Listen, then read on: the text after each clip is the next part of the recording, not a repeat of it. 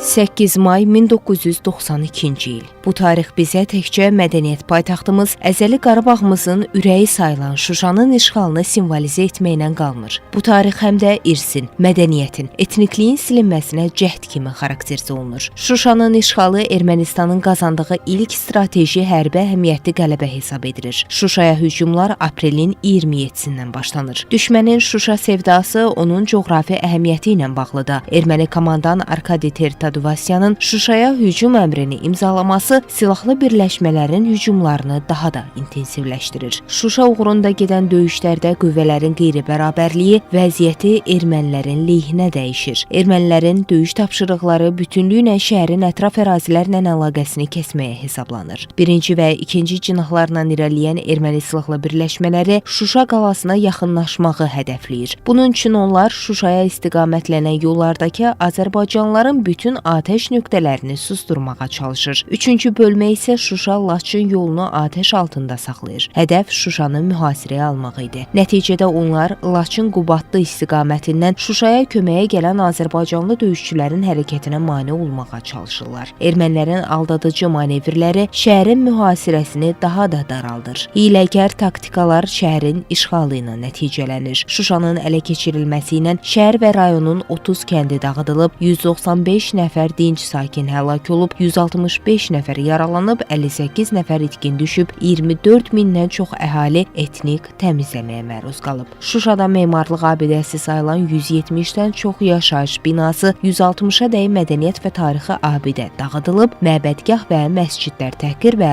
vandalizmə məruz qalıb. Şəhərin işğalı ilə xeyli sayda nadir əlyazma nümunələri məhv edilib. Şuşanın işğalı bu şəhərin düşmən üçün əhəmiyyətini bir daha gündəmə gətirir. Şuşa alınmaz qala kimi tanınır və Şuşanın strateji əhəmiyyəti həm logistik baxımından, həm ətrafdakı əraziyə nəzarət baxımından qələbə bayrağını sancan bir şəhər kimi, həm əlbəttə çox böyük əhəmiyyəti, mənəvi, psixoloji əhəmiyyəti çox böyük olan strateji bir şəhərdir.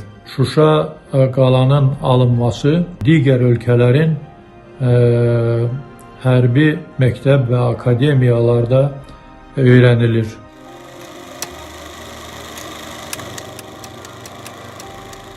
Təbii ki, belə bir strateji üstünlüyə və mənəvi dəyərə malik olan bir şəhəri işğalı bütün Yuxarı Qarabağı nəzarət altında saxlamağa imkan verirdi. Yəni, başqa sözlə desək, ermənilərin Şuşanı işğal etməsi hədəfi həm şəhərin coğrafi mövqeyi, həm də Azərbaycan üçün, eləcə də bütün türk dünyası üçün mənəvi dəyəri ilə bağlı idi.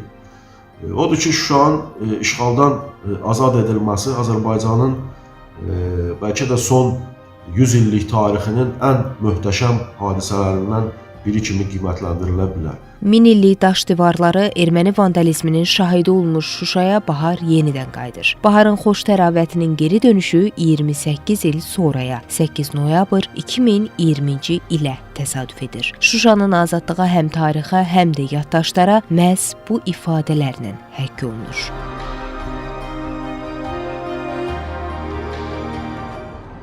Əziz Şuşa, sən azadsan.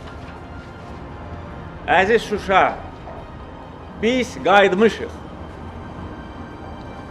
Əziz Şuşa, biz səni dirçəldəcəyik. Vaxtilə bağrına köz basılmış Şuşa artıq azadlığının sevincini əsl sahibləri ilə birgə yaşayır. Böyük qayıdış konsepsiyası çərçivəsində Şuşa sakinlərinin tarixi köçü həyata keçirilir. Bu dəfə onun azadlığı heç şübhəsiz ki, əbədi və danılmazdır. Zeynəb Mirzəyeva, Real.